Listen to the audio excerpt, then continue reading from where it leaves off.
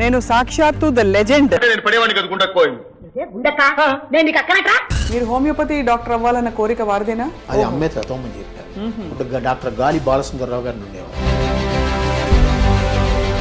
అమ్మ ఆనాడు అంత దూరదృష్టితో ఆవిడ నాకు అది నేర్పించబట్టి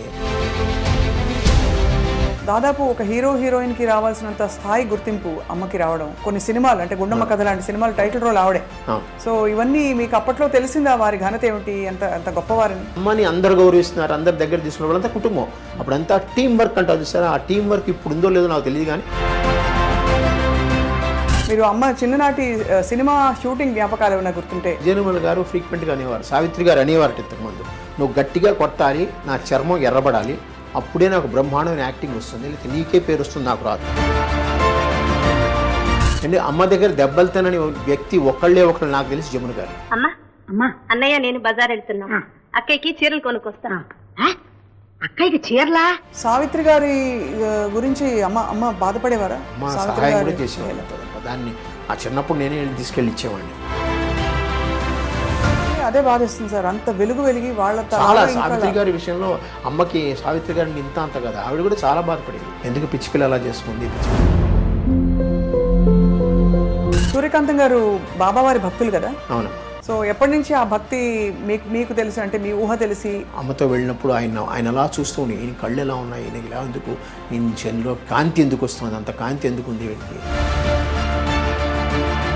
టెన్షన్గా అందరూ వచ్చి అంటే పద్ధతిగా పేమెంట్లు ఇవ్వడం అవన్నీ, అంటే పద్ధతిగా అంటే లాస్ట్ పేమెంట్లు ఎప్పుడు ఫైల్ అయ్యేది, అది వేరే విషయం. అది అందరూ చెప్తారు సార్. అదే అందరూ వేటూరు సుందరరామూర్తి గారు, బాబు నాకు డబ్బు ఇవేయా అనేవాడు.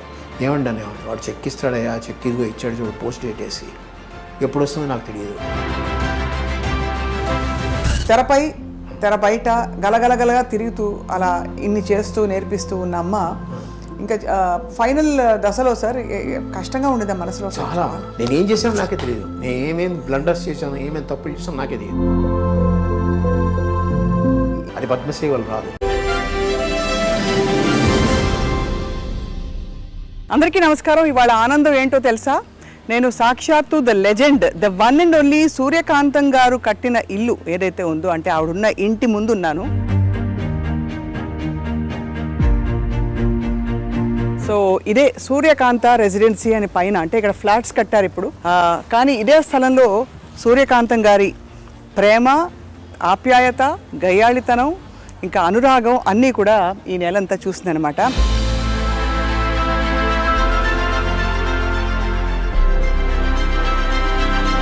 నిజానికి అటువంటి నటి నభూతో న భవిష్యత్. ఎందుకంటే 300 సినిమాలలో వేసిన పాత్రలన్నీ దాదాపు రెపిటేటివ్గా ఉన్నా కూడా ఎక్కడా బోర్ కొట్టించకుండా మెప్పించి, అలరించి, మైమరపించిన మహానటి నిజానికి సూర్యకాంతం గారే.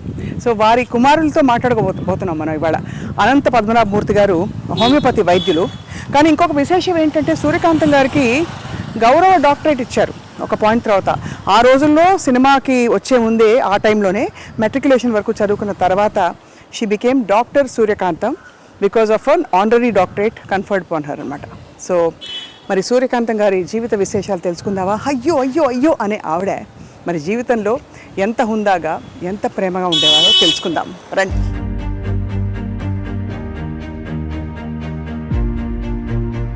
సో అదనమాట, సూర్యకాంతం గారి ఇంట్లోకి అడుగు పెడుతూ, ఇదిగో ఇది బిల్డింగ్గా ఇల్లుగా ఉన్నప్పుడు ఇది అనమాట నేమ్ ప్లేట్, సూర్యకాంతం అని. డాక్టర్ అనంత పద్మనాభమూర్తి గారు వారి కుమారులు హోమియో వైద్యులు, బాగా పరిచయం అన్నమాట, సుపరిచితులు. సో వారి ఇంట్లోకి అడుగు పెడుతున్నాం. రండి రండి రండి. నమస్కారం సార్. డాక్టర్ గారు ఇప్పుడు ప్రిస్క్రిప్షన్ రాయబోతున్నారా, అమ్మగారి విశేషాలు చెప్పబోతున్నారా తెలుసుకుందాం. అక్కడ రాగానే ఒక విధమైన కళ, ఫైర్ బ్రాండ్ కనిపించింది ఇంట్లో. అయితే మన ముందు సూర్యకాంతం గారు బాబా గారి భక్తులు చాలా అని వినికిడు అనమాట. సో మరిన్ని విషయాలు తెలుసుకుందాం. వీరేమో సూర్యకాంతం గారి కోడలు గారు అనమాట. నమస్కారం అండి. ఇక్కడ హోమియో మందులో వైపు అండ్ ఇక్కడ ఇటువైపు అంతా అవార్డులు, ఇంకా నవ్వులు, ఆశీస్సులు, పెద్ద పెద్ద వాళ్ళ ఫోటోలు ఉన్నాయి అక్కడ. చక్కని చిరునవ్వు, ఎంత గంభీరమైన పాత్రలు వేసిన, గయ్యాళితనం చూపించిన ఆ చిరునవ్వులో మాత్రం ఏదో ఒక ఆకట్టుకునే అద్భుతం ఉంది కదా. సో చూడబోతున్నాం, తెలుసుకోబోతున్నాం. అందరికీ మరోసారి సాదర నమస్కారాలు. అక్కడి నుంచి సంబరాలు మొదలైపోయాయి వీధి నుండి. మనం the one and only doctor Suryakantham గారి ఇంట్లోకి ప్రవేశించాం. వారి అబ్బాయి ఎవరంటే డాక్టర్ అనంత పద్మనాభమూర్తి గారు, హోమియోపతి వైద్యులు. సూర్యకాంతం గారి గురించి అసలు చెప్పక్కర్లేదు. ఎన్ని చెప్పినా ఎంత చెప్పినా మాటలు చాలవు, కానీ ఒక్కసారి ప్రయత్నిద్దాం. గయ్యాళితనం ఎంత గయ్యాళిగా ఉంటుందో నిరూపించడం ఆవిడకే సాధ్యమైంది. కోడల్ని రాచి రంపాన పెట్టాలన్నా, కొడుకుని చెప్పు చేతుల్లో ఉంచుకోవాలన్నా, అల్లుండి ఇంకా కూతుర్ని అందరినీ కూడా ఒక్కసారిగా ఒక్క గొంతుతో గర్జించి అదుపులో పెట్టుకోవాలన్నా వారికి మాత్రమే చెల్లింది. అలాగే 300 పాత్రల్లో నటించి ఆ 300 పాత్రలు దాదాపు దగ్గరగా ఉన్నా కూడా ఎక్కడ బోర్ కొట్టించకుండా నటించడం వారికే సాధ్యమైంది. And last but not the least, వారి పేరు ఆ తర్వాత ఎవరికి పెట్టకపోవడం కూడా వారికే సాధ్యమైంది. సో ఆంధ్రుల అభిమాన నటి సూర్యకాంతం గారి జీవిత విశేషాలు తెలుసుకుందామా వారి కుమార్ నుండి. నమస్కారం అండి. సార్, మీరు వృత్తిపరంగా హోమియోపతి వైద్యులు. సో ఏమనాలో అర్థం కావట్లేదు. మీరేమో పూర్తిగా మెడిసిన్, ఇక్కడేమో సినిమా ఇండస్ట్రీ, కానీ మీ మొహంలో మాత్రం సినిమా కళ కనిపిస్తుంది. అంటే మీకు ఎక్కడో అభిరుచులు అవన్నీ ఉన్నాయని అర్థంతో పాటు తిరిగామండి బాగాను సినిమా షూటింగ్లకి వాటికి. అందువల్ల అందరితో పరిచయాలు ఉన్నాయి. అందుకనే మొన్న మెడ్రాస్లో అంత ధైర్యంగా నేను చేయగలిగాను. పెద్ద వాళ్ళని పిలిచి అమ్మ పేరు మీద వచ్చారంటే మీరు ఆలోచించండి. ఆవిడకు ఉండే పేరు, ఆవిడ వల్ల తిరిగిన. ఇప్పుడు రాజశ్రీ గారు వచ్చారు సినిమా ఫీల్డ్లో, తర్వాత జయచిత్ర గారు వచ్చారు, తర్వాత వచ్చి విశ్వనాథ రెడ్డి గారు వచ్చారు, నాగిరెడ్డి గారు అబ్బాయి ఆయన వచ్చాడు, తర్వాత ఆదిశేషయ్య గారు వచ్చారు. అట్లా చాలామందిని పిలిస్తే వెంటనే ఒప్పుకుని వచ్చారు. దానికి నిజంగా అమ్మే 90% అమ్మే. కానీ నిజంగా తెర మీద గయ్యాళి, కానీ ఆ గయ్యాళిని మనం ఏమీ అనలేము. అంత ప్రేమించబడే తత్వం వాళ్ళలో అలా ఉట్టిపడేది. ఒకటమ్మా, మా అమ్మ గురించి సినిమా స్టార్టింగ్లో ప్రేక్షకులుగా మీరందరూ తిట్టేవారు, కానీ సినిమా ఎండింగ్లో మీరందరూ మెచ్చుకునేవారు. ఆ సినిమాకి అక్కడే -+ జరిగిపోతుంది. పైగా మీరు గయ్యాళి అని చాలాసార్లు అన్నారు. అది నాకు నచ్చదు. మా అమ్మ గయ్యాళి కాదు. అవునా? మీ లెక్కలో గయ్యాళి. అవునా? మా లెక్కలో అనురాగ దేవత. మమ్మల్ని చక్కగా చూసుకుంది. నా భార్యను సొంత కూతురులా చూసుకునేది. ఇంట్లో తనే వండేది. మాకు వంట మనిషి ఉంది. ఏదైనా వంట మనిషి చేయాలి. పైపే మెరుగులే, తను చేసినా పైపే మెరుగులే. లాస్ట్లో గరిటి పట్టడమే తప్పేటి చేయలేదు. మా అమ్మ కూర్చొని చేసేది. ఆవిడకి హాబీ అది. చేపల పెంపకము, కుక్కల పెంపకము, వంట ఖాళీ ఉందంటే వంట చేసేది. పైగా వంట చేసి ఇతరులకు పెట్టాలనే ఉంది. ఆ ఇది ఉంది చూసారా, నాకు తెలిసి ఎవరికి లేదు. ఇప్పుడు ఎవరికైనా మనం బయట నుంచి కొనుక్కోవడమో లేదంటే ఎవరి చేత చేయించడమో అలా పెడతాం మనం. కానీ ఆవిడ తను చేసి పెట్టాలనే కోరికతో తను కూర్చొని చేసేది. ఏమేమి వంటకాలు చేసేవారు సార్? ఆవిడ ట్రెడిషనల్ వంటకాలే. పులిహార మెయిన్. జయలలిత గారికి కూడా చాలా ఇష్టం. చాలా వాళ్ళకి ఆదూర్ సుబ్బారావు గారు అనండి, ఎవరైనా సరే. అలాగే దద్దోజనం, అది కామను. తర్వాత ఉల్లిపాయ పులుసులు బాగా చేస్తుంది ఆవిడ. చిన్న ఉల్లిపాయలు వేస్తారు దాంతో. అది 4-5 రోజులు నిల్వ ఉంటుంది. అలాగే మనకి ఆనపకాయ అంటాను చూస్తారు. ఆనపకాయని పొడిచి ముక్కలు చేస్తుంది ఆవిడ. ఆ ముక్కలు చూడడానికి మీకు చేప ముక్కలా ఉంటాయి. పెద్ద ముక్కలు. పెద్ద ముక్కలు చేసి చేప ముక్కల్లా ఉంటాయి. అది ఆవిడే ఈ చేప ముక్క తినండి అంటుంది. అది ఫేమస్. ఇలాగ చాలా రకరకాలు ఈ చక్రబాణాలు అంటాను సార్. ఇవన్నీ ఆ పాతకాలంలో ఉండే పేర్లు ఇవన్నీ. అవే ఆవిడ చేసేది, అవే పెట్టేది అందరికీ. ఆవిడికి ఆ చివరి దశ వచ్చేటప్పటికి బయట నుంచి కూల్ డ్రింక్స్ కొంటామని చేసింది. కానీ మజ్జిగానే ఇంట్లో తయారు చేయాల్సింది గంగాళంతో. చిన్నగా ఎంత గిన్నె ఉంటుందో గిన్నెలో తయారు చేసి పెట్టే. ఎవరు వచ్చినా మజ్జిగ ఇవ్వడం. పూర్తిగా అమ్మ మనసే అయితే. అంతే, అమ్మ మనసే. ఎవ్వరితో పెద్దగా అనవసరంగా కోపం తెచ్చుకోవడం ఏం లేదు. అందరినీ నాయన అని పిలుస్తుంది. పైగా ప్రతి వాళ్ళు ఆవిడ చిన్నతనం, నా చిన్నతనాన్ని నేను చూసాను. ఆవిడని అమ్మ, అందరూ అమ్మ అనే పిలుస్తారు. ఇంకోటి అక్క, లేకపోతే ఆ గుండమ్మ కథ వచ్చినప్పటి నుంచి గుండక్క ఫేమస్ అయిపోయింది. అందరూ అమ్మ అని పిలుస్తారు ఆవిడ. ఒక్క భానుమతి గారు మటుకు సూర్యం అని పిలుస్తారు. సూర్యం అని పిలుస్తారు చిన్నప్పటి నుంచి. అలాగే కొంతమంది పాతకాలపు వాళ్ళు ఉన్నారు. షావుకార్ గారు అవనండి, నాగేశ్వరరావు గారు అవనండి, వీళ్ళందరూ. ఎందుకంటే ఆవిడ మొగరాయిళ్ళ ఉండేది అని తత్వం వాళ్ళలో ఉందన్నమాట. షావుకార్ జానకి అంజలిదేవి గారు అమ్మ అనే పిలుస్తారు. శారద గారు అమ్మనే పిలుస్తారు. విజయనిర్మల గారు అంటే చెప్పనక్కర్లేదు. ఆవిడ ఏది ఉన్నా సరే అమ్మతో మాట్లాడతారు. చాలా ఆవిడ పర్సనల్ విషయాలు కూడా అమ్మతోనే మాట్లాడతారు. అంటే అమ్మ ఆవిడ దగ్గరది. అలాగే జయలలిత గారు, ఆవిడకి అమ్మే. కారణం ఏంటంటే సంజయ్ గారు అమ్మకి క్లోజ్ ఫ్రెండ్. అందువల్ల సంజయ్ గారు పోయినప్పుడు అమ్మ ఆవిడ దగ్గర తీసుకుని చూసుకున్నారు. దాంతో ఆ యొక్క అభిమానం ఆవిడకి చివరి వరకు ఉంది. మీరు హోమియోపతి డాక్టర్ అవ్వాలన్న కోరిక వారిదేనా? ఆవిడ కోరిక. నేను ఎంకామ్ చదివాను మేడం. ఎంకామ్ చదివితే బ్యాంక్లో ఉద్యోగం వచ్చింది 1974. ఈ హోమియోపతి 72-73లో డిప్లొమా కోర్స్ ఒకటి ఉంది. అది అమ్మే చదవమని చెప్పారు. అప్పుడు డాక్టర్ గాలి బాలసుందరరావు గారిని ఉండేవారు. చంద్రమోహన్ వాళ్ళ మామగారు ఆయనే చెప్పాడు, నువ్వు హోమియో చదువుకో, బాగుంటుంది నీకు, మీ ఇంట్లో వాళ్ళకి కూడా హోమియో చాలా ఇష్టం, ఏదో నా పేరు కోసం నా దగ్గరికి వస్తారే కానీ మీకు అది బాగా పనిచేసింది, నువ్వు హోమియో డాక్టర్ అవ్వు, డిప్లొమా ఉందని ఆయనే చెప్పారు. కుప్పికరణ ఒక ఆయన ఉంటే ఆయన దగ్గరికి పంపించారు. ఆయన ద్వారా నేను నేర్చుకున్నాను, 2 సంవత్సరాలు డిప్లొమా చేశాను. తర్వాత నాకు ఆంధ్రా బ్యాంక్లో ఉద్యోగం వచ్చింది. ఆ కాలంలో అంతా 100 వాట్స్ బల్బులు కదా, ట్యూబ్ లైట్లు కూడా లేవు. నేను చెప్పే 72, 73లో ఆ వేడిలో ఫ్యాన్ వేసుకోకుండా పొట్లాలు కట్టాలంటే నా వల్ల కాదు. అందుకని మూట కట్టి పటకమే వారేశాను. బ్యాంకులో జాయిన్ అయ్యాను. ఆఖరికి 2000లో నేను ట్రాన్స్ఫర్లు తట్టుకోలేక నేను రిజైన్ చేశాను జాబ్. అప్పటి నుంచి మళ్ళీ హోమియో నాకు జీవితం అమ్మ నేర్పింది. అమ్మ ఆనాడు అంత దూరదృష్టితో ఆవిడ నాకు అది నేర్పించబట్టి ఈరోజు నాకు పెన్షన్ చాలా తక్కువ వస్తుంది. నాకు వచ్చేది 32,000 అంత పెన్షన్. అయినా కూడా నాకు హోమియోపతి వల్ల కొంచెం ఆదాయం ఉంది. అది ఇది కలిపి చక్కగా అందరికన్నా ఈక్వల్ ఒక అప్పర్ మిడిల్ క్లాస్ పర్సనాలిటీగా నేను బతుకుతున్నాను. హాయిగా అదే. అమ్మ నటించిన పాత్రలన్నిట్లో అంటే మీరు చాలా షూటింగ్స్కి వెళ్ళేవారా? దాదాపు నేను ఖాళీగా ఉన్నప్పుడు అమ్మ షూటింగ్కి వెళ్తాను. ఇంకా నాకు వ్యాపకం లేదు. నాకు సాధ్యమంత వరకు మీరు ఏమనుకోనంటే ఆ పదం మంచిదో కాదో అని అమ్మ కూర్చుని. అవునా?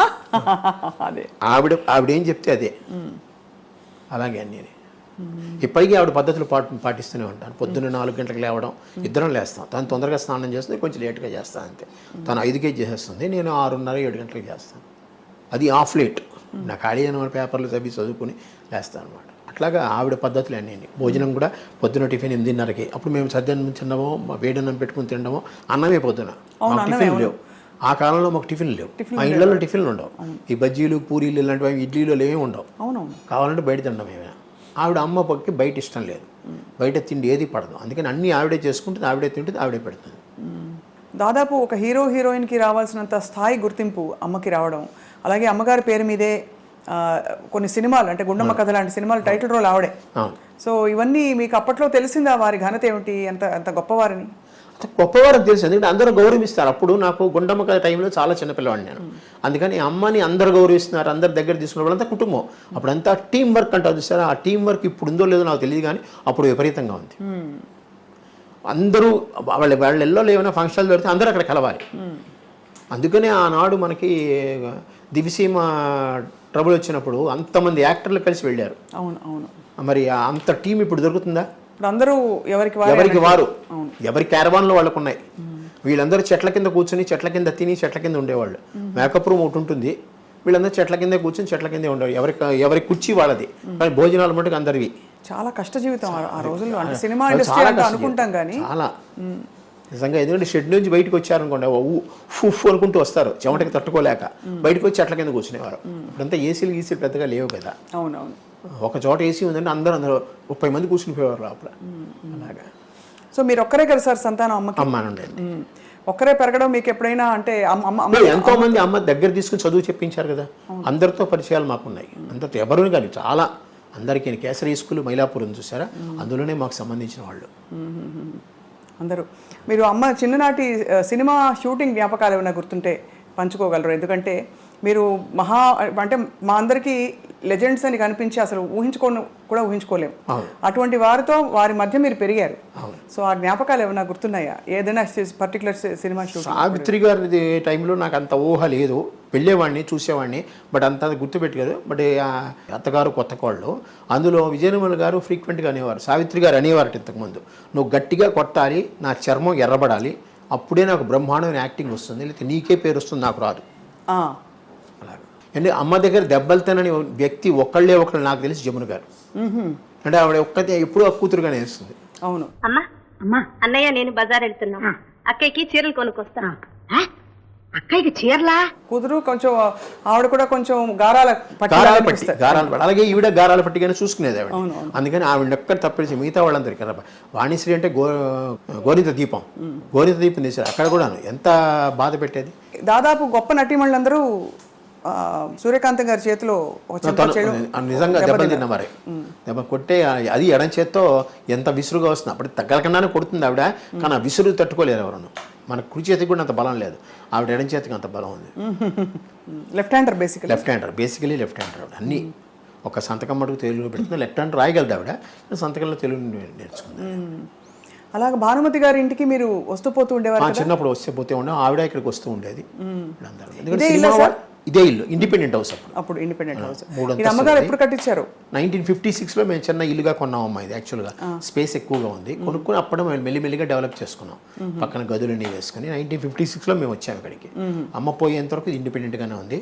అమ్మ ఫస్ట్ సంవత్సరీకాలు కూడా ఇక్కడ జరిగాయి. హౌస్ ఒక ఇండిపెండెంట్ హౌస్. దాని తర్వాత ఇది ఫ్లాట్స్కి ఇచ్చారు డెవలప్మెంట్కి.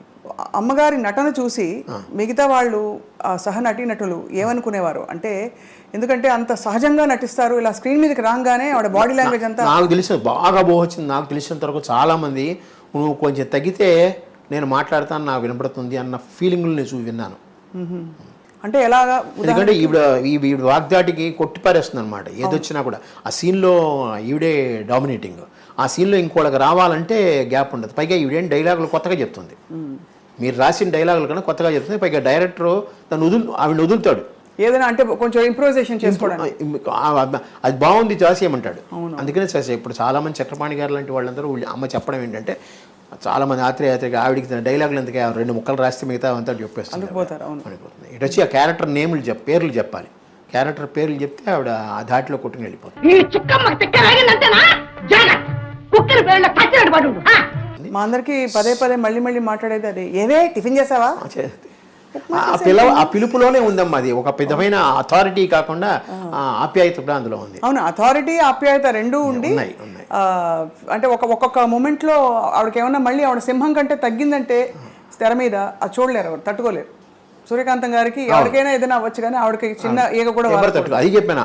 ఆప్యాయత లాస్ట్ లో వచ్చేస్తుంది, అందరికి అభిమానం. పైగా ఇప్పటికీ మన ఇంట్లో పిల్లలతో సహా ఎవరైనా చూశారంటే అమ్మ వచ్చినప్పుడు ఉండే ఫీలింగ్స్ మిగతా వాళ్ళ మీద పెద్దగా కలగదు.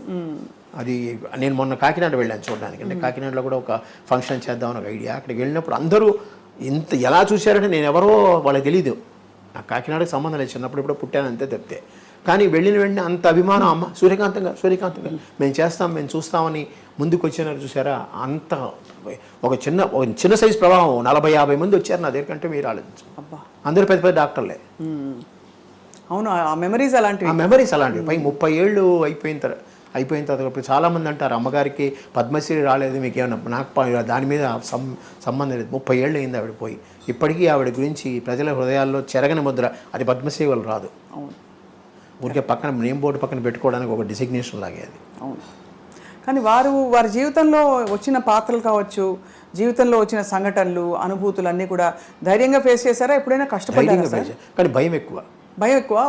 దేవుడా అది శ్రీదేవి సినిమాలో దేవుడా అనుకుంటుంది. ఆ క్షణం ఆ దేవుడా అనుకుంటుంది. ఎందుకంటే శ్రీదేవి ఇక్కడే ఉండేది మాకు. మా ఇంటికి వచ్చేది. అమ్మన్న ఇంటి ఏరియా కాముగా ఉంటుంది కొనుక్కుంది ఆవిడ. సిఐటి కాలనీలో కొనుక్కుంది ఆవిడ శ్రీదేవి. భారతి ఎదురు సందులో ఉండేది. మా ఇంటికి ఎదురుగుండా సందులో భారతి వాళ్ళ సిస్టర్ ఉండేవారు. తర్వాత షీలా అనుకుంటాను ఇక్కడ, మలయాళి. మన తెలుగులో కూడా చాలా సినిమాలు చేసింది ఆవిడ. ఇక్కడే ఉన్నారు. జయలలిత గారు మనకు కొంచెం దగ్గర స్టెల్లా మెరిస్ కాలేజ్ వెనకాల ఉన్నారు. అది కామెడీ అని ఆ కాలంలో. సో శ్రీదేవి గారు ఇక్కడికి వస్తూ ఉండేవారా? ఇక్కడే ఉండేవారు ఆవిడ. తర్వాత ఇక సినిమా షూటింగ్లకి వాటికి వేరే ఊళ్ళు వెళ్ళడం అని వెళ్ళి తర్వాత డెవలప్ అయిన తర్వాత వెళ్ళిపోయింది ఆవిడ. ఇక్కడ ఆ ఇల్లు అలాగా ఖాళీగా తాళం వేసుకుంది. ఏ ప్రోగ్రామ్ ఉన్నా ఏదైనా సరే ఇంట్లో ఫంక్షన్ జరిగిందంటే అందరూ వస్తారమ్మా. అలాగే మేము కూడా కొన్ని చోట్లకి వెళ్తాం ఖచ్చితంగా. ఛాయాదేవి గారు ఫ్రీక్వెంట్గా వస్తారు. రావడమే బయట నుంచే ఆ తలుపు తెరవక ముందే ఆవిడ గొంతు స్టార్ట్ అవుతుంది. ఛాయాదేవి గారు ఆవిడ చాలా అసలు ఆగదు. ఆవిడ ఆగదు. అమ్మ ఛాయాదేవి గారు బాగానే ఉండేవారు. అంటే ఒక విధంగా మా ఫ్యామిలీలో అమ్మ ఆవిడ కూర్చుంటే అమ్మ తక్కువ మాట్లాడేది, ఆవిడ ఎక్కువ మాట్లాడేది. హేమలత గారు అలా కాదు. హేమలత గారి ఇంటికి మేము వెళ్ళేవాళ్ళం. మా ఇంటికి ఆవిడ వచ్చేది. వాళ్ళ అబ్బాయి శరత్ ఉన్నాడు, నా క్లోజ్ ఫ్రెండ్. అతను ఆ శేషగిరిరావు గారు హస్బెండ్ ఉన్నారు. వాళ్ళతో కూడా చాలా సత్సంబంధాలు. ఏది వచ్చినా ఖాళీ ఉన్నారంటే కాంతం అంటూ వచ్చేసేది అనమాట. ఏం చేస్తున్నావు, మా వంటకాలు నువ్వు ఎలా చేయవలే, మీ వంటకాలు రుచి చూపించలేదు ఆవిడ. వాళ్ళు నాన్ వెజ్ కదా, అందుకని. అవును. అయితే ఇంత నటనా ప్రపంచం చుట్టూ ఉండి కూడా మీరు ఎందుకో మరి యాక్టర్ అవ్వాలని అనుకోలేదని అసలు? మాకేంటంటే పైకి రావాలి. మాకు ఇంటి కింద డిప్యూటీ జనరల్ మేనేజర్ ఉండేవారమ్మా అద్దెకి, ఆంధ్ర బ్యాంకు. ఆయన పొద్దున్న 9 గంటలకు వెళ్ళేవారు కారులో, సాయంత్రం 7 గంటలకు వచ్చేవారు. చాలా టీవీగా ఉండేవారు, అంతా ఇదిగా ఉండేది. ఇంటికి ఎవరు వచ్చేవారు కాదు, ప్రశాంతంగా ఉండేవాడు భార్యాభర్తలు. వాళ్ళతో వాళ్ళ ఇంట్లోనే నేను ఆడుకునేవాడిని, వాళ్ళు మా ఇంటికి వచ్చేవారు, కూర్చునేవారు. అది చూసినప్పటి నుంచి మా మదర్కి ఒకటి అనిపించేది, నువ్వు కూడా ఇలాగ ఆఫీస్ రావాలని. సో అది నా బుర్రలో పాతుకుపోయింది. దానివల్లే నేను బీకామ్ ఎంకామ్ చదివాను. ఎంకామ్ అయిన తర్వాత నేను బ్యాంక్లో 1974లో వచ్చేసాను. 76లో మాకు మ్యారేజ్ అయింది. మీకు 23 ఏళ్ళు, తనకి 16 8 ఏళ్ళ తేడా. ఇంటర్నేషనల్ ఉమెన్స్ డే మార్చి 8. ఈ రోజు అది ఇంటర్నేషనల్ ఉమెన్స్ డే అయింది. అప్పుడు మా మ్యారేజ్ ఇక్కడ మెడ్రాస్లోనే. సో అయితే మరి జీవితం అంటే మామూలుగా అమ్మలు అన్ని చెప్తారు కదా, ఇలా ఉండాలి నాన్న, ఇలా ఉండాలి, ఇలా చేయాలి. అమ్మ అలా చెప్పించేవారా జీవితంలో లైట్గా హ్యాపీగా? లేదు, చాలా స్ట్రిక్ట్ మనిషి. చదువు టైంలో చదవాలి, బయటకు వచ్చే టైంలో బయటికి రావాలి. మరి షూటింగ్స్కి వెళ్ళిపోతే మరి ఎవరు చూసేవారు? రాత్రి ఆవిడ 12 గంటలకు పడుకోం, నేను 12 గంటలకు పడుకోం. ఆవిడ 4 లేస్తుంది, నేను 4 లేస్తాను. వస్తే అదేమిటో తెలియదు, పూర్వజన్మలో మాకు ఆ కలయిక ఉందేమో, అలాగే ఉంటుందన్నమాట. ఆవిడ ఏకసంతగ్రాహి. చిన్నప్పుడు నేను అలాగే బట్టి పట్టేయడం ఎక్కువ సాధ్యమంతరకు. చిన్న కాలంలో, ఆ కాలంలో బట్టి పట్టేయడమే కదా, వాళ్ళు నోట్స్ ఇచ్చేవారు, మేము బట్టి పట్టేసేవాళ్ళం. నాకు కేసరీ స్కూల్. ఇప్పుడు నేను కేసరీ స్కూల్ చదివినందువల్ల అటు తమిళం పూర్తిగా రాలేదు, ఇటు తెలుగు పూర్తిగా రాలేదు, ఇటు ఇంగ్లీష్ పూర్తిగా రాలేదు. మొత్తం తెలుగు మీడియమే నేను. ఓహో, డిగ్రీ వరకు నాకు తెలుగు మీడియమే. బట్ ఇంకే தமிழ் பேச தெரியும் இல்லையா? நல்லா பேச தெரியும், ஓரளவுக்கு படிக்க தெரியும். ஓரளவுக்கு. ஆனால் எவனாவது யாராவது எழுதுனா படிக்க தெரியாது. ஆமாம், நீங்கள் தான் எழுதிண்டா? நான் எழுத மாட்டேன், but printed matter I can read. ఫాస్ట్గా படிக்க தெரியுமா? సో సుమారా కూటి படிக்கணும். బాగుంది. అయితే మీ చక్క అయితే ఇక్కడ ఉండే వాళ్ళకి అంటే తెలుగు తమిళ ప్రొఫెషన్కి తమిళ్ కావాలి కదా, కావాలి. నాకు హిందీ రాదు, హిందీ అస్సలు రాదు. అందుకనే మా పిల్లలిద్దరికి బాగా హిందీ నేర్పించాను. వాళ్ళ కేంద్రీయ విద్యాలయాలు జాయిన్ అయ్యారు. సో కేంద్రీయ విద్యాలయాల్లో హిందీ బాగా నేర్చుకున్నారు. హిందీ అంటే మీ హైదరాబాద్ వాళ్ళకి మీకు వస్తుంది, బట్ మీ హిందీ కన్నా మా వాళ్ళ హిందీ బాగుంటుంది. మీది ఉర్దూ మిక్స్డ్ ఉంటుంది, మా వాళ్ళది రియల్ మీకు హిందీ చాలా బాగుంటుంది మేడం. నాకు హిందీ రాదు. కారణం ఏంటంటే 68, 69లో తమిళ్ హిందీ ఒళిగే అనేవారు కదా ఇక్కడ, దాంతో నాకు పోయింది. పరీక్షా పేపర్ కూడా 5 ప్రశ్నలు అలా చూసి రాస్తే పాస్. అలాగే మేము పాస్ అయ్యాం. సూర్యకాంతం గారు బాబావారి భక్తులు కదా? అవునమ్మా. సో ఎప్పటి నుంచి ఆ భక్తి మీకు తెలిసి, అంటే మీ ఊహ తెలిసి?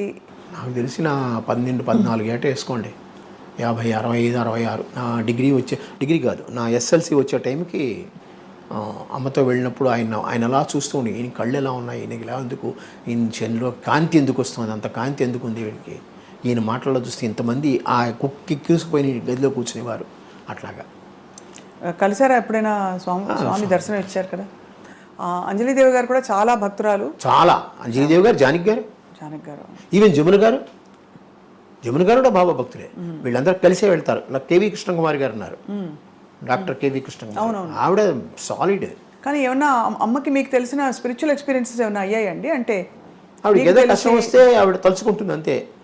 ఆ తలుచుకున్నందువల్ల కొన్ని ప్రాబ్లమ్స్ టక్ సాల్వ్ అయిపోయేవి. ఒకటే అమ్మ చిన్నప్పుడు ఏమనేది, సత్సంకల్పం బాగుంటే ఇవన్నీ సక్సెస్ అవుతాయిరా, మినిమం కోరికలు ఏమున్నా సక్సెస్ అయిపోతాయి. అట్లాగే ఆవిడకి ఏంది, అట్లాగే నాకు చిన్నవి. ఏదైనా బాబా మీద భారం వేస్తే సరిగ్గా అయిపోతుంది. తెలుగు భాష మా తెలుగువారి సొత్తు సూర్యకాంతం గారు అంటే. కానీ ఇతర భాషల్లో వారికి అంటే ఏమన్నా ఎక్కువగా అవకాశాలు రావడం? తమిళంలో ఒక 5 సినిమాలు చేశారమ్మా, హిందీలో 1-2 చేశారంతే. కానీ అమ్మ తెలుగుని దాటి వెళ్ళలేదు. తమిళ యాక్టర్స్ చాలామంది అమ్మకి దగ్గర. పండరీబాయ్ గారు ఫ్రెండ్ అమ్మకి, తర్వాత మనోరమ గారు వీడు బాగా ఫ్రెండు.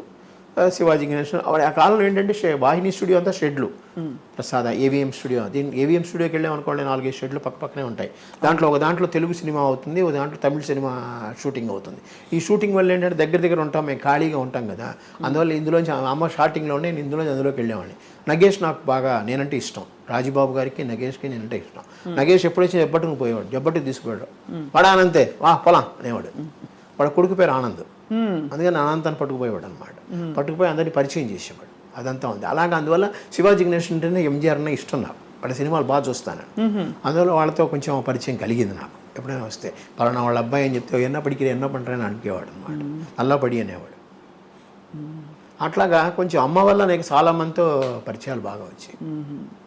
సో అలా స్ట్రిక్ట్గా ఉండే అమ్మ? స్ట్రిక్ట్గా ఉంటుంది. అమ్మ చదువుకోవాలి, మనం చదువుకుని హోంవర్క్లు అన్నీ చేసామంటే ఎంతో మంచిది. ఆ రిపోర్ట్ చూసినా చాలా సంతోషిస్తుంది.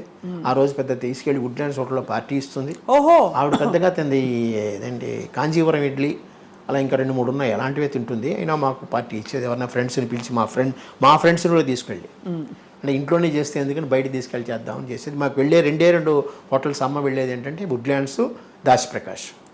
2 మంచి శాకాహార భోజనం మంచి ఫేమస్. అవి విశాలంగా ఉంటుంది, కంజెస్టెడ్గా ఉండదు. అందువల్ల ఫుడ్ కూడా బాగుంటుంది.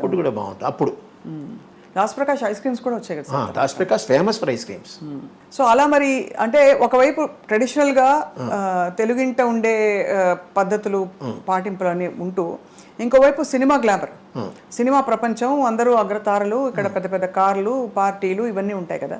అమ్మ మరి ఎలా బ్యాలెన్స్ చేసేవారు రెండింటిని?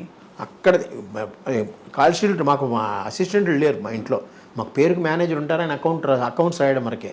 కాల్ షీట్లోనూ డైరీలోనూ అమ్మ ఎవరిని తీసుకోదు, తనే రాసుకుంటుంది.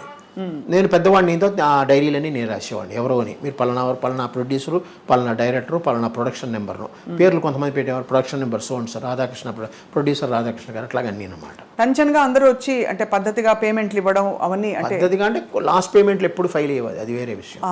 అది అందరూ చెప్తారు సార్. అది అందరూ అది ఎందుకంటే అంటే అంత పెద్ద దిగ్గజాలకు కూడా ఇంతేనా అనిపిస్తుంది. కానీ ఒకటండి, అది అప్పుడు అమ్మకి తెలియదు, నాకు పెద్ద తెలియలేదు. బ్యాంక్లో జాయిన్ అయిన తర్వాత నాకు విషయం తెలిసింది ఏంటంటే, ఇప్పుడు వెంకటేశ్వర సుందరరామూర్తి గారు ఉన్నారు, చిన్న ఎగ్జాంపుల్ చెప్తున్నాను. ఆయన ఏంటంటే సిసి గారు ఉన్నారు, నాకు చాలా క్లోజ్ పడలేదు. సిసి గారు అంటే చాలా క్లోజ్, నా సొంత కొడుకులో చూసుకుంటాడు ఆయన. వచ్చి నాకు 20 రూపాయలు కావాలనేవాడు, ఇచ్చేసేవాడు. నేను 2-3 రోజులు ఆగి చెక్ తెచ్చి ఇచ్చేవాడు. ఇది ఎప్పుడు పాస్ అయితే అప్పుడు డబ్బు తీసుకునేవాడు. అట్లాగా వేటూరి సుందరరామూర్తి గారు, బాబు నాకు డబ్బు ఇవేయా అనేవాడు. ఏమండి అనేవాడు. వాడు చెక్ ఇస్తాడయా, చెక్ ఇదిగో ఇచ్చాడు చూడు, పోస్ట్ డేట్ వేసి, ఎప్పుడు వస్తుందో నాకు తెలియదు, డబ్బు ఇచ్చేస్తావా అనేవాడు. నేను సరే అని క్లిప్కి పెట్టుకుని డబ్బు ఇచ్చేసేవాడిని. ఎంతండి ఆ కాలంలో 100-150. పైగా నా జీతం నాకు అలాగే ఉంచేవారు. నా జీతం తీసుకునేవారు కదా ఆవిడ నా జీతం ముట్టుకోవాలని చెప్పి నేను ₹1 నోట్లు, ₹2 నోట్లు, ₹5 నోట్లు, ₹10 నోట్లు కొత్తగా తీసుకెళ్ళేవాడిని నా జీతాన్ని. అలా చూసి దాంట్లో కావాల్సిన ఒక కట్ట తీసుకుని దానికి తగ్గట్టు మీద ఓ ₹50, ₹100 వేసి నాకు డబ్బులు ఇచ్చేసేది. సో ఈ డబ్బులు నాకు ఉండేవి. నాకు అక్కడ ఏం పెద్ద అన్నీ ఇంట్లోనే ఉంటాయి కదా నాకు. దానివల్ల ఇది ఎవరికైనా ఇచ్చినా నాకు తెలిసిపోతుంది. ఆ చెక్కు వాళ్ళు టీటీ వస్తుంది, టెలిగ్రాఫిక్ ట్రాన్స్ఫర్ అంటారు. ఆ టీటీ వచ్చిన వెంటనే అకౌంట్ క్రియేట్ అవుతుంది, వీళ్ళ చెక్కులు పాస్ చేసేవాడిని. ఫస్టే వీళ్ళది అయిపోయేది అనమాట. అలాగే శ్రీలక్ష్మి గారు, ఆవిడది అంతే. ఈయన తర్వాత శ్రీధరు, సంగీత, వీళ్ళంతా చాలామంది, ఒకళ్ళు చెప్పలేము, చాలామంది వాళ్ళు చెక్కులు. పెద్ద అమౌంట్లు మనం ఏం చేయలేము, చిన్న అమౌంట్లు అయితే పర్లేదు, మన లిమిట్లో మనం ఎంతవరకు ఉందో అంతవరకు చేసేసేవాళ్ళు. పైగా వీళ్ళందరూ కొంచెం ఆప్యాయంగా మాట్లాడతారు. అదే వాళ్ళకి ఇచ్చేవాడు కానీ నాకు అంటే లేదండి, అలా బ్యాంక్ వాళ్ళు ఒప్పుకోరని తప్పించుకునేవాడిని. వాళ్ళకి ఏదో ఎప్పుడో ఒకసారి సాయం కింద నా చేతిలో జేబులో ఉంటే ₹100 ఇచ్చారంటే ₹200 ఇచ్చాను, అంతకని లేదండి అని తప్పించు. దానివల్ల 2-3 నా మీద అరిచారు కూడా, నువ్వు వాళ్ళకంటే ఇస్తావు, వీళ్ళకంటే ఇస్తామని. అలా కూడా ఉన్నాయి. కానీ వీళ్ళందరూ నన్ను ఆప్యాయంగా, అభిమానంగా పిలిచేవారు, వచ్చేవారు, ఆశీర్వదించేవారు. అందరు పెద్దవాళ్ళు కదా. అవునవును. బయట సోఫాలో కూర్చొని మాట్లాడుకునే వాళ్ళం అయిపోతాయి. వాళ్ళకి ఏంటంటే రిలాక్సేషన్, ఒక కొత్త వ్యక్తితో, కొత్త అభిమానంగా మళ్ళీ చిన్న కుర్రాడితో మాట్లాడుతాం. రాజేశ్వరరావు గారు, సాలూరు రాజేశ్వరరావు గారు, అందరూ వీళ్ళందరూ అలాగే. అమ్మగారు నాన్నగారు ఎలా ఉండేవారు అంటే, అమ్మగారు ఒక పెద్ద నటి. సో నాన్నగారు ఆయన ఎలా చూసేవారు? అడ్వకేట్. ఆయన ముందు గుంటూరులో పబ్లిక్ ప్రాసిక్యూటర్గా ఉండేవారు. తర్వాత మెడ్రాస్ వచ్చేసి అడ్వకేట్, మామూలుగా అడ్వకేట్గానే ఉన్నారు. బాగా చూసేవారు. ఆయన ఫీల్డ్ అయిందండి. ఆయన లాకి సంబంధించింది, వాటికి టైంకి సంబంధించి ఆయనది. అమ్మ ఫీల్డ్ అమ్మది. మామూలుగా ఈ భోజనం పెట్టడం కానీ ఇతరత్ర కానీ అన్నీ బాగానే ఉండేవి. ఎక్కడ ఆయన ఫుల్ ఫ్రీడమ్ అమ్మకి ఇచ్చాడు, అమ్మ ఆయనకి ఫుల్ ఫ్రీడమ్ ఇచ్చింది. ఇద్దరికి కామన్ ఏరియా అంటే నాటకాలు, పాటలు. పాటలు కూడా పాడేవారు. అమ్మ పాడేవారు కాదు, పాటలు వినేవాళ్ళం. పైగా ఈ 80లోనో 82లోనో ఇది వచ్చింది, 78 VCRలు, VCPలు వచ్చాయి, క్యాసెట్లు. అక్కడి నుంచి సినిమాలు చూడడం బాగానే ఇంట్లో మొదలెట్టాం. సినిమాలు వేసుకుని చూసేవారు. చూసి ఏమనుకునేవారు? బాగునేది. ఆ కాలంలో ఇలా చేసామన్నమాట, ఇలా చేసామని అనుకునేవారు. అందరం కలిసి కూర్చొని చూసుకునేవాళ్ళు. ఒకే రూమ్లో మాకు ఏసీ ఉండేది, అక్కడే పెట్టుకుని అక్కడే చూసుకుని చేసేవాళ్ళు. ఖాళీ ఉంటే అందరు కలిసి తినాలమ్మా, అందరు కలిసి ఉండాలి. ఈవెన్ ఆదివారం సినిమా డైలాగులు విన్నా కూడా మేము అందరు చుట్టూ కూర్చునే వెళ్ళేవాళ్ళం. మధ్యలో రేడియో ఉండేది, ఆ రేడియోలో వినేవాళ్ళం. సంక్షిప్త శబ్ద చిత్రం అనేవారు కదా, అది ఆ సినిమా అలాగే వినేవాళ్ళం, చూసేవాళ్ళం కాదు, వినేవాళ్ళం.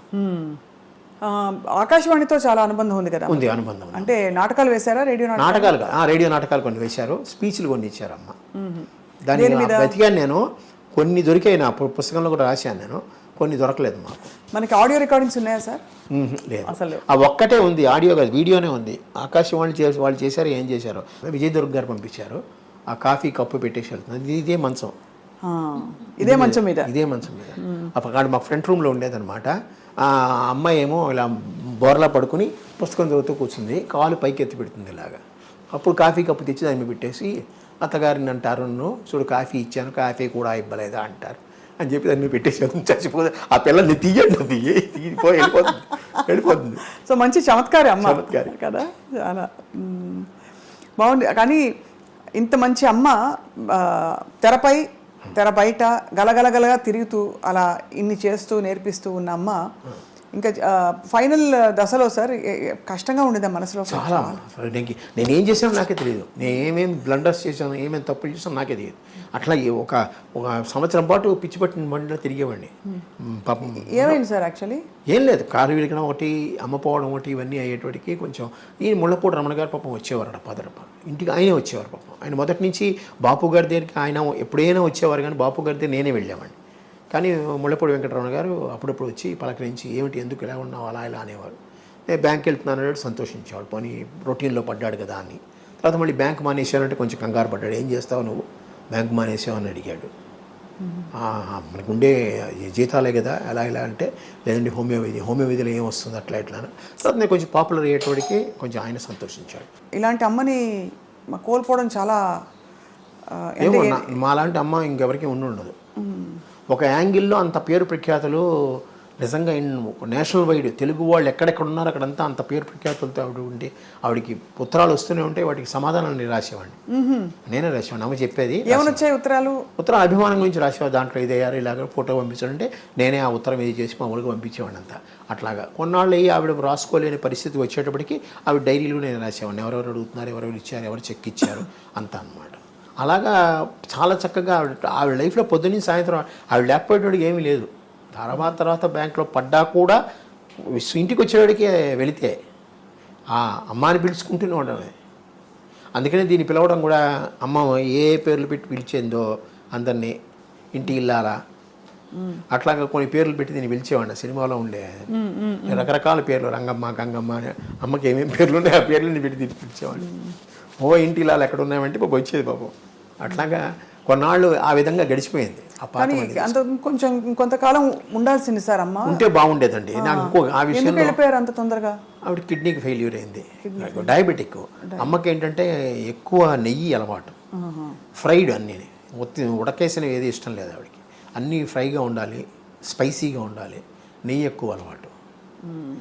దీంట్లో కొంచెం డయాబెటిక్ వచ్చింది, కంట్రోల్ చేసుకోలేదు. ఒకే కాఫీ తాగుతుంది రోజుకి, ఆ కాఫీలో పందారు వేసుకుని తాగుతుంది. అలాగా ఏది కంట్రోల్ చేసుకునేది, అన్నం బాగానే తినేది, తనకు ఎంతవరకు కావాలో అంతవరకు తినేది. అలాగా డయాబెటీస్ వచ్చి డయాలసిస్లోకి వెళ్ళిన తర్వాత కొంచెం కష్టమైంది. మీరు అడిగిన దానికి జయలలిత గారు అమ్మ పోయినప్పుడు దీంట్లో వచ్చారు, వచ్చి అమ్మ శవపేటిక మీద ఇది వేసి మాట్లాడి ఒకటే అన్నారు, నన్ను అనంతనే పిలుస్తుంది ఆవిడ. అనంత్ నాకెందుకు చెప్పలేము ముందు, నువ్వు నాకు చెప్పుంటే దీనికన్నా బెటర్ ట్రీట్మెంట్ నేను ఇప్పించేదాన్ని కదా. ఆవిడప్పుడు చీఫ్ మినిస్టర్, ప్రోగ్రామ్స్ క్యాన్సిల్ చేసుకుని వచ్చింది ఆవిడ.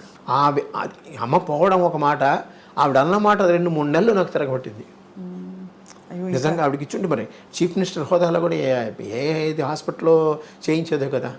ఇవన్నీ నేను చాలా కాలం మర్చిపోలేకపోయాను. నిజంగా ఆవిడ అన్న దాంట్లో మోర్ దెన్ 100% రైట్. నిజంగా ముందే ఆవిడకి చెప్పుంటే ఆవిడ ఇంకో విధంగా మనం తీసేది కదా. పైగా తెలిసిన వాళ్ళం మేము, ఆవిడకి బాగా క్లోజ్ అయిన వాళ్ళం, ప్రపంచం అంతా తెలిసిన వారు, పెద్ద పెద్ద వాళ్ళు ఉన్నారు. కానీ ఆ టైంకి అది ఎవరికి స్ఫురించలేదు కాబట్టి. కానీ అవస్థపడలేదు కదా సార్ ఎక్కడ, చాలా ఎక్కడ అవస్థపడలేదు ఆవిడ. లాస్ట్ ఎందుకు సెప్టెంబర్ ఇది చూపించబోయే, ఇదిగోండి అమ్మకి డాక్టరేట్ ఇచ్చారు చూడండి ఒకసారి, అక్కడ ఇక్కడ కూడా చూసుకో. 27/7/1994 అప్పుడు ఇచ్చారు. 4 నెలల తర్వాత అమ్మ పోయారు. అంతవరకు అమ్మ తిరిగారు, తిరుపతి వెళ్ళి తీసుకున్నారు, పద్మావతి విశ్వవిద్యాలయంలో అక్కడ వెళ్ళి తీసుకున్నారు డాక్టరేట్. అప్పుడు బాగున్నారు, కారులో వెళ్ళి వచ్చాం కదా మేము. సో తర్వాత ఏమైంది? తర్వాత స్లోలీ డయాలసిస్ వచ్చిందమ్మా. యాక్చువల్గా అక్టోబర్లోనే ఎప్పుడు డయాలసిస్కి వెళ్ళామన్నమాట, వారానికి 2 ఏదో వచ్చింది. తర్వాత అక్కడ బాగాలేదన్నట్టుగా మేము హాస్పిటల్ మార్చమని చెప్పారు అమ్మ. నువ్వు హాస్పిటల్కి వెళ్దాం, నువ్వు తీసుకున్నావు కదా, నీకు బాగుపడింది. నేను ఫిజికలీ హ్యాండిక్యాప్డ్, ఆ యాక్సిడెంట్లో దెబ్బతిన్నా కదా, అందుకని అక్కడికి వెళ్దామంటే సూర్య హాస్పిటల్ వచ్చేవాడికి వారానికి 2 రోజులు చేశారు. అట్లాగే ఇంటి దగ్గర నుంచి వెళ్ళేవాళ్ళం. అక్టోబర్లోనే ఇప్పుడు వెళ్ళాం. అక్టోబర్ నవంబర్ అయ్యేటాడు కొంచెం హార్ట్ ప్రాబ్లం కూడా అమ్మకు వచ్చింది. దాంతో వాళ్ళు ఐసీయూలో పెట్టారు డిసెంబర్ 10వ తారీఖు ఎప్పుడు మేము హాస్పిటల్కి వెళ్ళాం.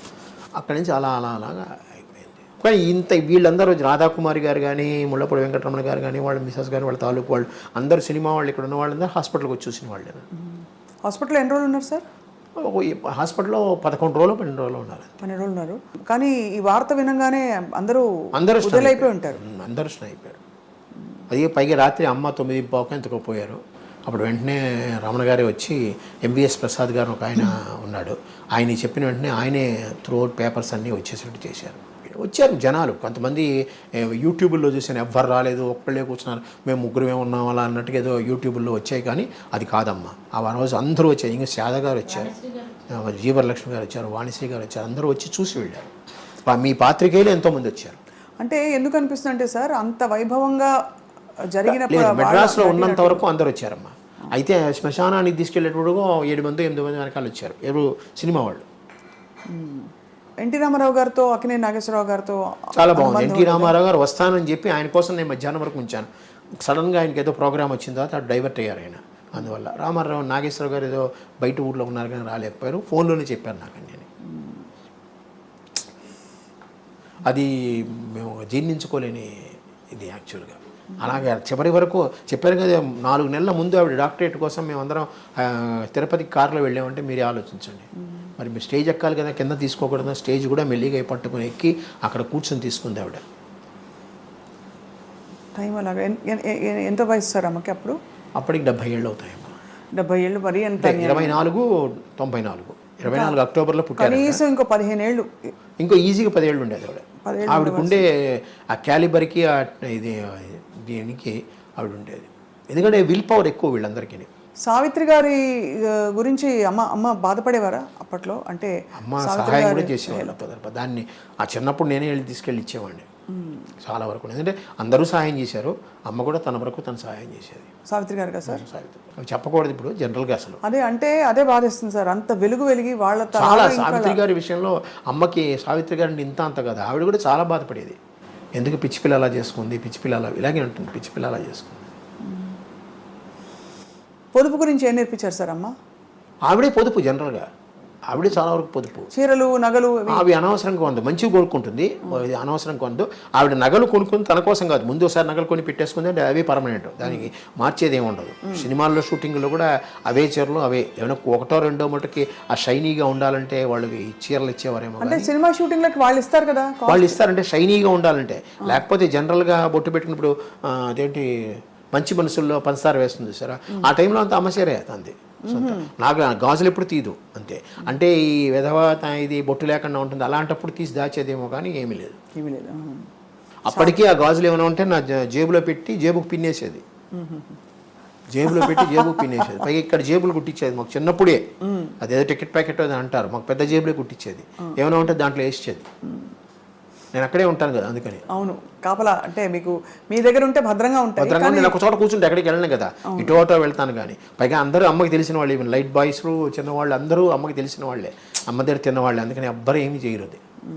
ఆవిడే కొన్ని డబ్బులు వచ్చింది అనుకోండి, ఎప్పుడైనా ఎవరైనా క్యాష్ ఇస్తారు, కొంతమంది క్యాష్ ఇస్తారుగా, ఆ క్యాష్ పట్టుకుని నల్లి చిన్నస్వామి చెట్టి ఉన్నాడు కదా, నల్లి సిల్క్స్, అక్కడికి వెళ్ళి మామూలు ఆర్డినరీ చీరలు ఉంటాయి చూసారా, అవి దొంతర కొనేసేది. 6, 8, 10 డబ్బులు పెట్టి. పక్కనే టీవీ జ్యువెలరీ ఉండేది టీనగర్లో, పనగల పార్క్ ఎదురుగుండా. అక్కడ ఈ తాళి బొట్లు చిన్నవి, చిన్న గొలుసులు, ఉంగరాలు అలాంటివి కొని పెట్టేది. ఎప్పుడైనా ఎవరికైనా పెళ్ళిళ్ళు కావాలంటే అది ఇచ్చేసేది. అలాగే చిన్నపిల్లలకి మన క్యాసరీ స్కూల్లో సాధ్యమంతకు చాలామందికి ఆవిడ ఫీజులు ఆవిడే కట్టేది. ఎవరికైనా చాలామంది పుస్తకాలు కొనడం కానీ ఫీజులు కట్టడం అవి నాకు కూడా అలవాటైంది. పైగా నేను ఆ సాయి ఆర్గనైజేషన్లో ఉందని ఆర్గనైజేషన్ ద్వారా నేను చేస్తూ ఉంటాను. అడాప్టింగ్ చిల్డ్రన్స్ అంటారు, ఎడ్యుకేషనల్ అడాప్టింగ్ చిల్డ్రన్స్. ఎంత గొప్ప జీవితం సార్. అమ్మగారు చీర ఏమన్నా ఉందా సార్? చాలా కాలం ఇది కట్టింది, ఇప్పుడు లేదు ప్రస్తుతం. ఒకటి కూడా లేదు సార్? అక్కడికి లేదు, చాలా కాలం తనే కట్టేది. అమ్మగారి జ్ఞాపకం అంటేనే సూర్యకాంతం గారి. అసలు మా అమ్మాయి దగ్గర ఉందేమో ఒక చీర కట్ చేసి, ఇప్పటికీ ఉందనుకుంటా కదా, పాప దగ్గర ఉంది. ఒక చీరని కట్ చేసి రెండు చుడిదార్లు కుట్టించుకుంది. అలా ఉండిపోవాలని. అంటే మా డాక్టర్కి మా మదర్ అంటే చాలా చాలా ఇష్టం. అంటే వీళ్ళిద్దరు చిన్నప్పుడు పుట్టినప్పుడు డైనింగ్ టేబుల్ మీద కూర్చోబెట్టి, కుర్చీలో కూర్చోబెట్టారు కాదు, టేబుల్ మీద కూర్చోబెట్టి అన్నం తినిపించేది ఆవిడ. అందుకని మా డాక్టర్కి చాలా బాగా ఇష్టం. ఆ పుస్తకంలో తన వ్యాసం రాసింది, బాగా రాసింది. మామూలుగా అరచేతిని అడ్డు పెట్టుకుని సూర్యకాంతి నాపద్దు అని అంటారు కదా డైలాగ్. సో నాకు పేరు పెట్టేసుకుని, చూడండి అరచేతిని అడ్డు పెట్టుకుని సూర్యకాంత నాపలేరు అని అనుకుంటూ ఉంటాం మా ఆఫీసు. అలాగా ఆవిడ పేరు ఎవరు పెట్టుకోలేదు ఏమిటో తర్వాత సినిమా ఇండస్ట్రీలో. సినిమా ఇండస్ట్రీలో పెట్టుకోవాలి, బయట మా బంధువుల్లో కొంతమంది పెట్టుకున్నారు, 2-3 పెట్టుకున్నారు సూర్యకాంత్. ఒరిజినల్ పేరు ఒరిజినల్ పేరు ఇప్పటికీ ఆ పేరుతోనే ఉన్నారు వాళ్ళు. కాదు, అమ్మగారి పేరు ఒరిజినల్ పేరు సూర్యకాంతమే, మార్చుకోలేదు. ఏమి. సో పూర్వం సార్ తన చిన్నప్పటి విశేషాలు చెప్పినప్పుడు నాటకాలు అవి రంగస్థల ప్రవేశం అవన్నీ చెప్పేవారు. ఇప్పుడు కాకినాడలో ఆవిడ యంగ్ మెన్స్ హ్యాపీ క్లబ్లోంచి వచ్చారు వీళ్ళు. అంజలిదేవి గారు అవనండి, ఆదినారాయణరావు గారు, ఎస్వి రంగారావు గారు, రావు గోపాలరావు గారు, అమ్మ, ఇంకా ఇద్దరు చాలామంది ఉన్నారు. వాళ్ళందరూ కాకినాడలో ఉండే దంటు కళాక్షేత్రం అని ఉంటుంది, అది యంగ్ మెన్స్ హ్యాపీ క్లబ్. అందులో వీళ్ళందరూ ఒక విధంగా ఇప్పుడు మీరు ఫిల్మ్ కాలేజెస్ ఏవో ఉన్నాయి కదా, ఫిల్మ్ ఇన్స్టిట్యూట్స్, కంపేర్ చేస్తే అది ఒక పెద్ద నాటక రంగం. అక్కడ ప్రొడక్షన్ స్టార్ట్ అయ్యి వచ్చింది, అక్కడ నేర్చుకున్న వాళ్ళు వీళ్ళందరూ. ఆ పేరుకి ఇప్పటికీ నేను కాకినాడ చేస్తే అక్కడే చేయాలని కోరిక నాకు, ఎందుకంటే ఆ ఏరియాలో ఉంది, ఇంకా ప్రస్తుతం ఉంది అది, స్టిల్ ఇట్ ఇస్ రన్నింగ్. వాళ్ళకి ఒక మినీ థియేటర్లా ఉంటుందన్నమాట లోపల, నాటక రంగం, ఎయిర్ కండిషనే బాగుంటుంది, అక్కడే చేయాలన్న కోరిక. ఆయన ఒప్పుకుంటే, దంటు భాస్కర్రావు గారు ఉన్నారు, వాళ్ళ మనవడు అనమాట, ఆయన వస్తే అక్కడే చేయాలని కోరిక. చూద్దాం, అక్టోబర్లో అనుకుంటున్నాం. తప్పకుండా జరగాలి మంచి కార్యక్రమాలు. అలాగే మనకి ఈయన చెయ్యొద్దన్నారు ఎవరు, మురళీమోహన్ గారు, మెడ్రాస్లో చేయొద్దు, సినిమా పరిశ్రమ హైదరాబాద్లో ఉన్నప్పుడు హైదరాబాద్లో చేయాలన్నారు. నేను ఒకటి అన్నాను, ఇక్కడ వెంకయ్య నాయుడు గారిని పిలిచానండి, 2 జడ్జీలను పిలిచాను, పెద్ద వాళ్ళందరినీ పిలిచాను, పైగా అమ్మ కెరీర్ ఇక్కడే డెవలప్ అయింది. నా ఎక్స్ప్లెనేషన్ నేను ఇచ్చుకున్నాను ఆయనతో, కానీ ఆయన అక్కడే చేయాలని పట్టుబట్టారు, కానీ కుదరలేదు. నాకు ఇక్కడే స్టార్ట్ చేశాను, ఇక్కడే ఎండ్ చేశాను. ఆయన అన్నాడు ఫినిషింగ్ కావాలంటే నెక్స్ట్ అక్టోబర్లో హైదరాబాద్లో చేద్దామని అన్నారు. ఆ మాట ఆయన అన్నారు, చూద్దాం, దేవుడి దయ వల్ల, అమ్మ దయ వల్ల అయితే కొనసాగిస్తున్నారు కదా సార్, అంత మంచి మనసుతో అన్ని అమృతాయి చక్కగా జరుగుతాయి. అన్ని అమ్మ ఆశీర్వాదం ఉంటే ఖచ్చితంగా హైదరాబాద్లో కూడా చేస్తాను, అది మురళీమోహన్ గారి సహాయంతో ఖచ్చితంగా. ఇప్పుడు అయితే మొత్తం ఫైనలీ అమ్మగారు నటించిన సూర్యకాంతం గారి సినిమాలంటే నాకు గుండమ్మ కథ నా ఫేవరెట్. మీ ఫేవరెట్ ఏంటి సార్? మా ఫేవరెట్ ఏంటి, అన్ని ఫేవరెట్లేనమ్మా. దానికి అమ్మది యాక్ట్, నాకు శ్రీమంతుడు నాకు నచ్చింది, ఎందుకంటే చాలా ఎక్కువ శ్రీమంతుడు, ఆత్మీయులు, ఈ రెండు. ఎందుకంటే ఎక్కువ సేపు నేను ఆ సినిమాలకు వెళ్ళాను నేను. తర్వాత మూగ మనసులు ఒకటి, ఈవెన్ అవుట్డోర్ కూడా వెళ్ళాను గోదావరి దీంట్లో. అందువల్ల కొన్ని డైలాగులు అలా గుర్తుండిపోతాయి అన్నట్టు. ఇవి మహంకాళి ఆత్మీయుల్లో ఓ డైలాగ్ చెప్పరా సార్? శ్రీమంతుల్లోనూ ఆవిడంతే, డైలాగులు గుర్తులేవు అప్పుడు, మర్చిపోయాను పూర్తిగా. 73 ఏళ్ళు అమ్మ నాది వయసు, మర్చిపోతున్నా చాలా వరకు, పేర్లే మర్చిపోయాను. నేను ఆయనతో మాట్లాడుతూ పేర్లు మర్చిపోయాను. అయితే ఆత్మీయుల్లో బాగుంది. ఆవిడ లాస్ట్లో శ్రీమంతుల్లో పిచ్చెక్కిపోతుంది ఆవిడ. నిజంగా ఆవిడకి ఈ కాలంలో అయితే మేము డెమెన్షియా వచ్చేస్తుంది అంటాం మేము ఖచ్చితంగా. ఆవిడ కాసులు పోసేసుకునేది, డబ్బులు అలా పోసుకుని పిచ్చి పట్టేసేది. ఆవిడని అరెస్ట్ చేసి తీసుకెళ్ళిపోతారు అనమాట. మరి ఎవరు చేస్తారు అది? Actually it is a male character. పంతం బట్టి ఆ రాధాకృష్ణ గారు నువ్వే చేయాలన్నట్టుగా కూర్చున్నారు. డైరెక్టర్లకు అంత నమ్మకం. సూర్యకాంతం గారు, మరోవైపు ఎస్వి రంగారావు గారు, ఆయన అంటే సినిమా హీరోయిన్ కాని వాళ్ళు. అంటే మీకు నమ్మకం ఉందో లేదో కానీ వీళ్ళందరూకి పునర్జన్మ లేదని నా ఉద్దేశం. కారణ జన్మలు సినీ ఫీల్డ్లో, ముఖ్యంగా మన తెలుగు సినీ ఫీల్డ్లో కొంతమంది హాస్య నటులు కూడా ఉన్నారు. వాళ్ళందరూ కారణ జన్మలు, వాళ్ళకి ఈక్వల్ ఎవరు రారు. కానీ మనకే బాగున్నారు నిజంగా యాక్టర్లు అందరూ. కృష్ణుడిగా వేస్తే ఈయన, తాగుబోతుగా వేస్తే ప్రేమ దీనికి ఆయన, అట్లా ప్రతి ఒక్కరి కృష్ణ గారు ఉండండి, శోభన్ బాబు గారు ఉండండి, వాళ్ళకి ఈక్వల్ ఎక్కడే లేరు. మన మద్రాసులో తమిళనాడులో తీసుకుంటే శివాజీ గణేష్, ఎంజీఆర్ తప్ప ఇంకెవరు లేరు కదా. అవును, రజనీకాంత్, కమలాసన్, దాని తర్వాత ఇంకెవరు ఉన్నారు మీరు చెప్పండి? ఎంతమంది వస్తున్నారు? రాలేదు కాదు, మనకి మటుకు ఆ క్యారెక్టర్ యాక్టర్స్ అలా వచ్చేసారు అనమాట. చాలామంది. కానీ సూర్యకాంతం గారి పాత్రని భర్తీ చేసేవాళ్ళు రాలేదు. అటువంటి గొప్ప పాత్రలు అంటే మనకి అంత సహజంగా కనిపించే పాత్రలు లేరు. ఇప్పుడు అత్తగారు కొంచెం డామినేటింగ్ అత్తగారు చూపించినా కూడా ఆవిడ చాలా యంగ్గా, చాలా మోడర్న్గా అలా చూపిస్తున్నారు తప్ప అమ్మతనం కనిపించట్లేదు. లేదు, క్రూయల్టీ ఎక్కువ చూపిస్తున్నారు, విలనిజం ఎక్కువ. అది హాస్యము, కొంచెం మైల్డ్ విలని అన్ని కలగలిసిన పాత్ర ఎవరంటే ఒక సూర్యకాంతం గారికే చెల్లింది. అన్ని టక్కన ఆవిడకి ఏంటంటే ఒక సినిమా షూటింగ్లో పిలిచారంటే ఆటోమేటిక్గా కుడి చేయి ఇక్కడికి వెళ్ళిపోతుంది. ఆ ఉత్తరం రాసిన సినిమా లెఫ్ట్ చేయి ఇలా లేచిందంటే అంతే వాడు.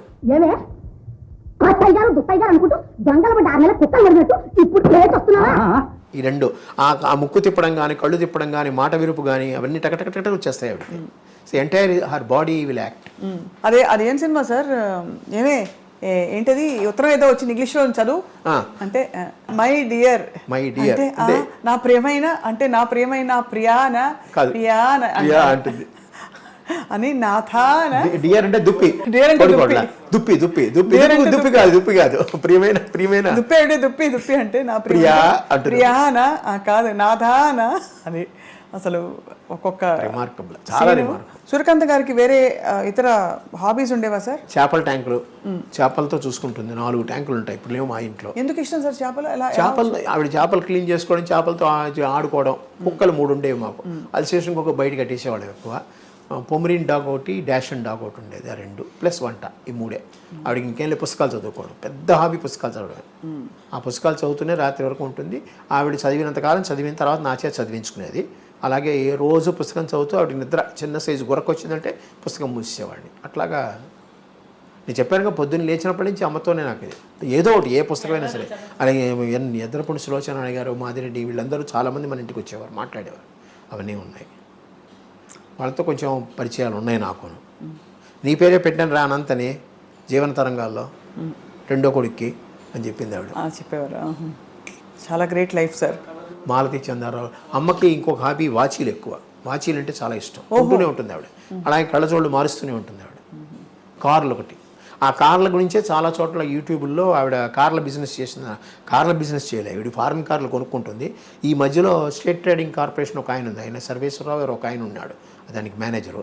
ఆయన కొత్త కారు ఏదైనా షిప్లోంచి వచ్చింది అంటే ఫారెన్ కారు నాకు ఫోన్ చేసేవాడు, నేనే తీసేవాడు. ఇలా కారు వచ్చిందో ఒకసారి చూడనేవాడు. వెళ్ళి నేను డ్రైవ్ చేసి కొంచెం అలాగా నాకు ఒక హాబీ ఉందిలేండి, అది చూసేవాడిని. అమ్మ చెప్పింది ఎక్కడికి వెళ్ళారంటే ఇలా వెళ్ళానంటే, బాగుందా కారు అంటే, పెద్ద కారు అమ్మ అంటే, ఇలా చూద్దాం అనేది వెళ్ళేది. నచ్చిందంటే ఇది ఇచ్చేసి అది తీసుకునేది. అది అంతే తప్పితే ఇంకేం లేదు. అది వ్యాపారం అని అనుకున్నారు. కానీ అమ్మ ఏంటంటే కారు ఎంజాయ్ చేసేవారు. అయితే ఆవిడే డ్రైవ్ చేసేవారు. ఆవిడే డ్రైవ్ కూడా చెప్పులు లేకుండా డ్రైవ్ చేసేది. ఎందుకంటే ఆవిడ ఒక కారుని ఒక ఆయుధం, అంటే ఆయుధ పూజకి మనం ఎలాగ దుర్గాదేవిని చేస్తామో అట్లాంటి స్వరూపం. అసలే దాన్ని పైకి పెట్టాలి, చేతులతో చేయాలన్నీ. అలాంటిది కాళ్ళకు పెట్టారు. మనం పెట్టినందువల్ల కాళ్ళతోనే చేయాలి, చెప్పులతో చేయకూడదు. చెప్పులు లేకుండా డ్రైవ్ చేస్తుంది. ఇప్పటికీ నేను కూడా చెప్పులు లేకుండా ట్రై చేస్తాను. చెప్పులు వేసుకుని ట్రై చేస్తాను, వల్ల కాదు. అలా కొన్ని హాబీస్ ఆవిడ చేసినవన్నీ వచ్చాయి. అడం చేయి తప్పుడు అన్నీ వచ్చాయి. కానీ ఒకటమ్మా, లాస్ట్లో మీకు ఒకటి చెప్పాలండి. మీరెవరు ఆడవాళ్ళు ఏమీ అనుకోకుండా ఉంటే, లేచింది లేచింది మహిళాలోకం అని ఒక పాటను చూశారు. అట్లాగా మా అమ్మని చూసి ప్రతి వాళ్ళు అత్తనే క్యారెక్టర్ని ప్రతి ఫ్యామిలీలో సృష్టించింది మా అమ్మే. అందరికీ అమ్మ ఉంటుంది, అక్క ఉంటుంది, చెల్లి ఉంటుంది, పెళ్ళాం ఉంటుంది, కూతురు ఉంటుంది. అత్త క్యారెక్టర్ ఇక్కడ ఈక్వల్ ఇంపార్టెన్స్ ఇచ్చింది మా అమ్మే సినిమాల్లో. పైగా చాలామందికి ఇప్పుడు ఉండే లేడీస్కి అయ్యో బయటికి వస్తే ఎట్లాగ పోరాడాలి, ఎలా ఉండాలి, ఎలా మాట్లాడాలి, ఎలా చెయ్యాలి అనేది కూడా ఆవిడే నేర్పించింది. సినిమాల్లో ఆవిడ చేసిన క్యారెక్టర్ల వల్లే కదా మీరు చాలామందికి డాష్గా ఉండేవారు. అవునవును, చాలా డాషింగ్ రావడానికి కూడా కారణం ఆవిడే నా ఉద్దేశం. అవునవును, ఖచ్చితంగా సార్. ఎందుకంటే హీరోయిన్కి ఉండవలసిన లక్షణాలు అవి, అంటే మెయిన్ పాత్రలు వేసినా కూడా సూర్యకాంత్ గారు ఎక్కువగా ఈ ఒక స్త్రీవాదం, లేకపోతే ఒక ఇండిపెండెన్స్. పైగా ఇంకోటి, ఆడవాళ్ళు తన టాలెంట్ నిరూపించడానికి ఆవిడ కారణమైంది. వాళ్ళకి ప్రతి వాళ్ళకి ఒక టాలెంట్ ఉంది, ఆ టాలెంట్ నిరూపించడానికి ఆవిడ కారణమైంది. ఆవిడ అందుకని పంట్రీబాయ్ గారు వచ్చినప్పుడు అంతా అంటూ ఉంటారు, నేను అన్ని సినిమాలో రామారావుకి ఏదైనా ఎంజీఆర్కిని శివాజీ గణేష్కి అమ్మ క్యారెక్టర్లు వేసాను, అంత చక్కగా పండించాను నేను. నువ్వేమో విలన్ క్యారెక్టర్లు వేస్తావు, నేను అందరూ అమ్మ అని పిలుస్తారు, నన్ను ఎవడో అమ్మ అని పిలవరు, అవి పండ్రి అంటారు నన్ను. అది అలాగే నా ఫోటో కూడా నేను అమ్మని యంగానే పెట్టుకుంటాను, ముసలితనంలో పెట్టుకోండి. నేను వెనకాల ఎలా సార్ హెయిర్ స్టైల్ పోనీటైల్ వేసేవారా? లేదు, అదే అంటే ఇప్పుడు కలర్ వేసినందువల్ల అలాగైందేమో, కానీ జనరల్గా ఒరిజినల్ హెయిర్ ఆవిడది. లాస్ట్లో పోనీటైల్ అంటే అదే కట్టుకునేవారా, జడ వేసుకునేవారా? జడ వేసుకునేది, ముడి వేసుకునేవారా? జడ వేసుకునేది. క్విక్గా కావాలంటే క్లిప్ లాంటిది పెట్టుకోవడం. ఆవిడ జడే వేసుకునేది. అసలు ఈ కాలం ఈ తరం హీరోయిన్ అంటే నమ్మేస్తారు, అంత మోడర్న్గా ఉన్నారు అక్కడ. ఎందుకు మన ఫంక్షన్లో, మెడ్రాస్ ఫంక్షన్లో వెంకయ్య నాయుడు గారు చెప్పారు, ఆవిడ అంత అందగతే వీళ్ళకు కూడా లేదన్నారు. జయచిత్రకి రాజశ్రీకి చూపించి ఇలా చేయి చూపించి మరి అన్నారు. ఏమనుకోకండి అమ్మ మీరు అన్నాడు. ఏది మైక్లో అన్నాడు ఆయన. చక్కని తల్లి నిజంగా. ఇవాళ మీ ద్వారా వారిని కలుసుకోవడం మాకు సంతోషం సార్. చాలా సంతోషం. మీ అమూల్యమైన సమయం కేటాయించి, తప్పకుండా మాకు హోమియో మందు కావాలంటే ఖచ్చితంగా, మనసుకి మంచి మందు కావాలంటే, అమ్మ గురించి ఇంకా విశేషాలు కావాలంటే అప్పుడప్పుడు అలా వచ్చేస్తూ ఉంటాం. రండి. మీకు అలాగే మీ మేడం గారికి, మీ శ్రీమతి గారికి ధన్యవాదాలు. చాలా చక్కటి జ్ఞాపకాలు పంచుకున్నారు సార్ ఇవాళ. ఇది ఇవాటి మధుర జ్ఞాపకం. నమస్కారం సార్. నమస్కారం అండి.